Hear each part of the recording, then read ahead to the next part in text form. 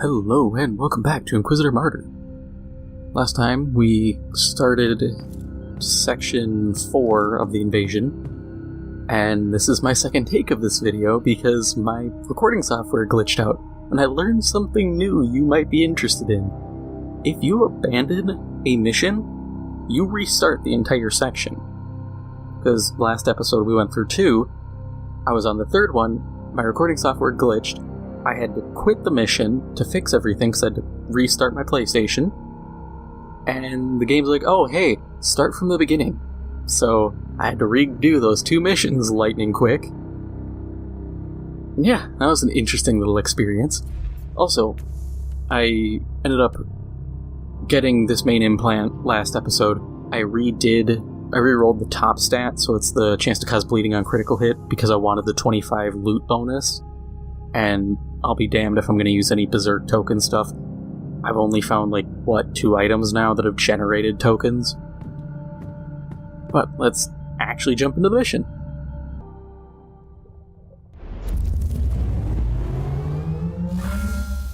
Transfer complete. Teleportarium locked down. As far as I know, all the Imperials who asked for immediate help have been found. I fed the coordinates to your tactical sensorium. Save as many of these unfortunate devils as you can. But for what greater or darker purpose, I wonder. So this is old news by now, but Creative Assembly announced the new Nurgle, and not really announced, they had a trailer for Nurgle and Slaanesh Chaos Demons for Total War Warhammer 3, which I thought was pretty cool. When I, at some point, pick that up, I'm going to be mainlining Nurgle. It's really interesting too, because all of his structures are on a cycle, so they'll build up to max and then reset. So you can get techs that reduce the timers, and it really fits the Nurgle style of everything is a cycle of life, death, and rebirth. Because that is part of Nurgle. I always point out zombies and super giga space aids, but a big part of Nurgle is the fact that he also is a demon pertaining to life, because even life can be hazardous. Unit under distress relieved. Find the rest of the survivors. A great example is, cancer, obviously. Life gone haywire. But it's a D&D reference, but there was a Elder Evils book for 3.5, and one of the bosses, Ragnora,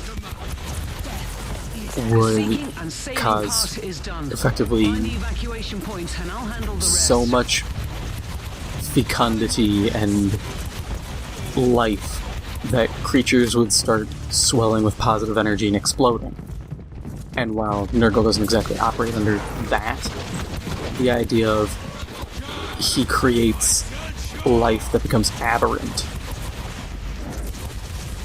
is part of his deal.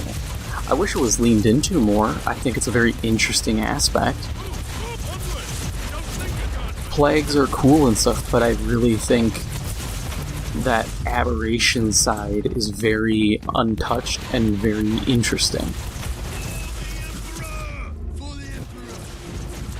Because as a creator, you can come up with the most horrendous things and say, yeah, it's just Nurgle.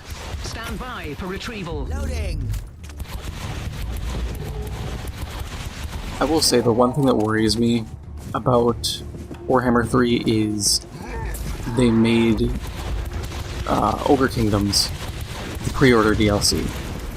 And if you've played the other games, you know good and well the pre-order factions end up being terrible because they never get DLC support. They never get free LC. What you see is what you get, and that becomes a problem because, Norska's awful. You get 2 factions. They've reworked them a little, but that's because they were reworking everyone.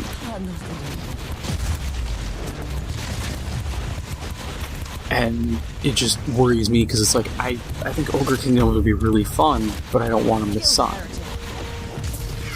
I'd also like to see them rework the Ogre Mercenaries, simply because the way they're designed is fine. But I'm just thinking, what is it? Dogs of War. They were effectively a faction that's just mercenaries. You can pick up anybody. You know, that's where a lot of regiments of renown come from. Is they're actually Dogs of War units. They just didn't have Dogs of War, so they said, just shove them, into their respective factions. The problem there is it doesn't always fit all too well, and having them be mercenaries, much like the Ogre mercenaries, would be really cool. Every time a battle breaks out, you can find some mercenaries. It's just a random pool. They say, oh, who do you want? You pick up a group, you go. You could have a chance for the unique named regiments of renown, and then have effectively generic versions of others.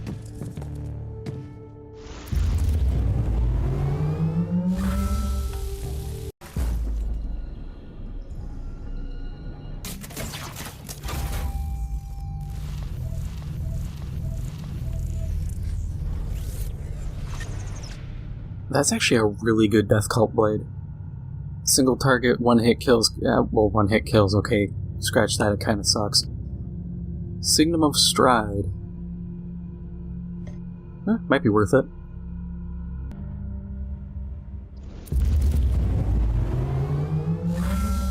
The very existence of this filth defiles the Imperium. They may be great in numbers, but if we sever the head, the body will die. Kill their leaders and break their will. But with the Dogs of War, I just think you could do a lot. You could even have a chance to get other factions' heroes, or even lords. Not legendary lords, mind you, but you could get a lord and have it fit within lore. Just being like, oh yeah, there's an Imperial captain who is a mercenary. You can hire him. You do that, you get an Imperial captain. Maybe it works out for your faction, maybe it's completely useless. That's up to you to figure out and decide.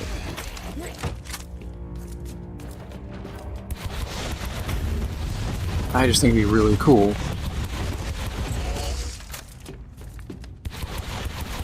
And I really want a Vampire Coast character that's themed around, like... there was a pirate queen of Chinese history. And since Warhammer Fantasy is not at all afraid of literally changing 2 letters around, or 4, however many needed, to make it not obviously someone from history, they could easily do it.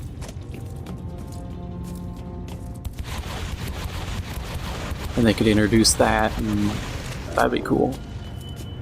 But just jumping back to the pre-order factions, like, Norska isn't a bad place still. Even with the bonuses, I think they're great bonuses for, like, Throg, really making trolls useful. I just feel like they still kind of suck, but I think that's just because I think Throg should have the ability to recruit any and all kinds of trolls, regardless of if they're Norskin or not. I'd like to see a Famir Lord and more Famir units. Or I'd like to see someone on Albion, but that location already sucks so hard because you got Rakarth there if you're playing Rakarth, or if you're playing anyone else. If you're playing Nakai the Wanderer, you're there. It's kind of just a bad spot because they're just dumping factions there. But I think it's because the map honestly isn't big enough, which is kind of a concern. Success is measured in blood. But they're in a bad spot. Chaos Warriors are Like, you can do good with Chaos Warriors. It's not that difficult. Literally just get,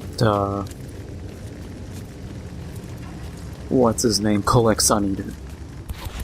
The guy is effectively an army unto himself. You know, just run him in, run your guys in, slap everyone, you win. Unless your enemy force is doom stacking, like, actually just doom stacking anything, then you might have a problem. But with Kolek, you can just counter doom stack.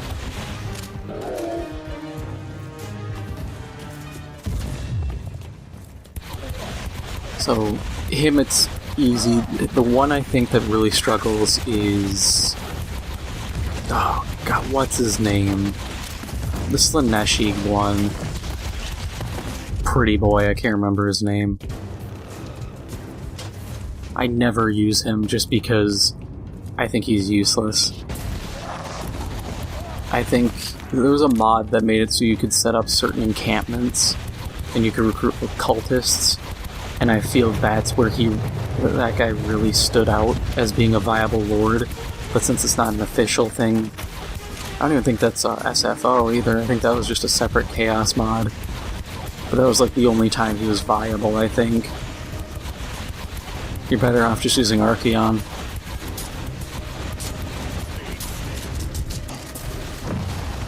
Duty prevails.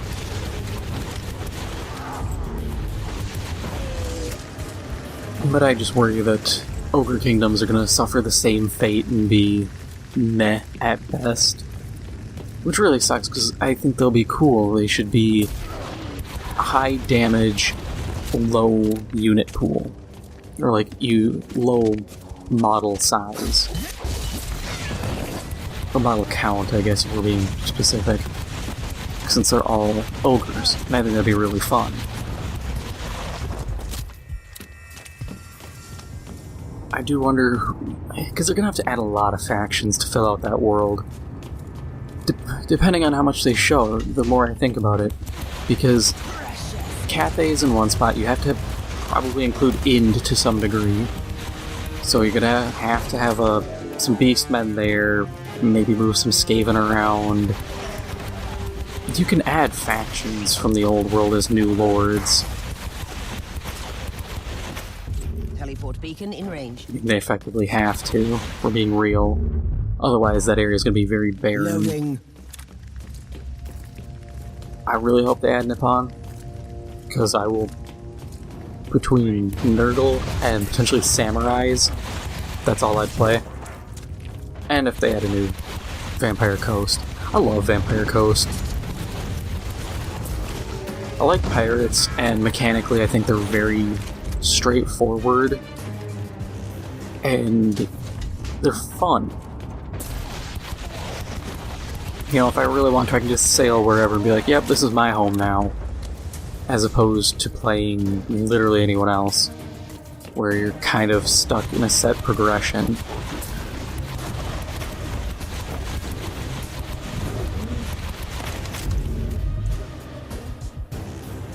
We'll go left quick.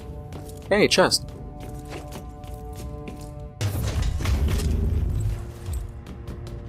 You know what? It's fine. Garbage is acceptable. I can always mulch it for something.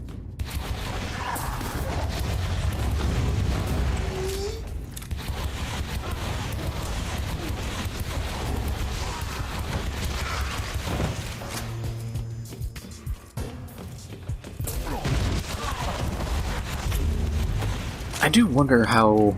Because, yeah, now I think about it, they haven't shown anything for Tzeentch. Actually, they haven't shown anything mechanically for Slaanesh either. Same for Khorne. I just realized... We know, like, the Khorne units, but we don't know how they play, because not every faction is going to function the same as Nurgle.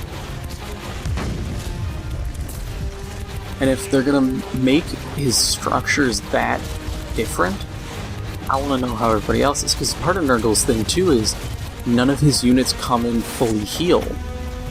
They're actually really damaged, and you have to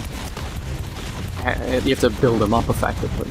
So I'm wondering Because all their units, you don't just get to recruit them right away. The building builds, and then it adds some to a pool, and you recruit them, they're wounded, and then you gotta heal them. But it makes me wonder if they're gonna do that for everyone, Now you can watch the body or how it's gonna work. it withers and dies. And we still haven't heard anything about whether or not we're gonna get Be'lakor. We better get Be'lakor, because he's Chaos Unified. And he would be a really interesting character. And, I mean, his army would be just the wackest thing ever, and I'd love to see it.